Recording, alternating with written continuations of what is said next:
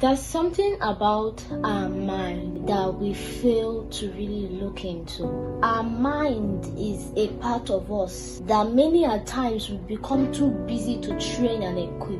Nothing in this life actually surfaces outside of the quality of one's mind. Your life hovers around your mind. Your life hovers around your mentality and the state in which you have kept your mind.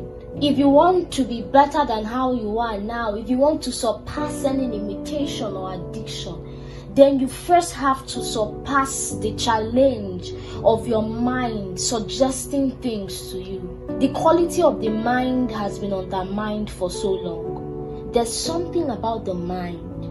The mind is a part of us that didn't get born again when we got born again, for those who have received Christ. Because it didn't automatically transform just like our spirit did. The mind is part of the soul. The soul consists of the mind, will, and emotion. And the soul is the part that need consistent and intentional training. You see, the mind is like a middleman that connects your soul to your spirit.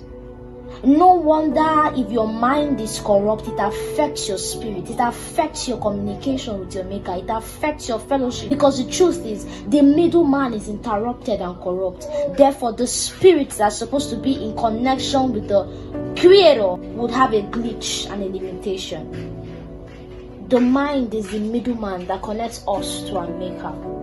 Addiction doesn't just start.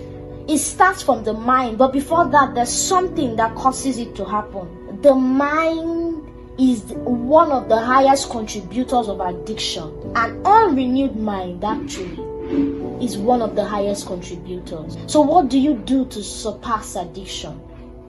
I tell you, renew the mind. Of course, it may be a bit difficult because the mind is already something that, because you didn't know, has become corrupted.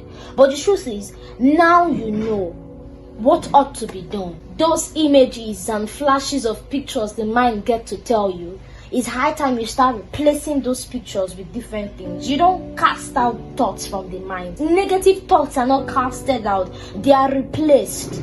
So what do? You replace those thoughts, those inadvertent, inappropriate thoughts that the devil tries to remind you of through your mind. You don't cast them out. What you do is replace them, because you figure out it has been occurring because something was placed. Maybe you may have made a big mistake looking on the things you weren't supposed to look on and hearing on the things you weren't supposed to hear. So the mind picks it and begins to remind you and begins to inflict and torment you with it. So what you do is simply replace it with positive things. And each time those negative thoughts and reactions come, just simply remind yourself of the positive ones. And when you constantly do this, you gradually inflict and penetrate your mind with positivity. We ought to focus on our mind because our life revolves around it.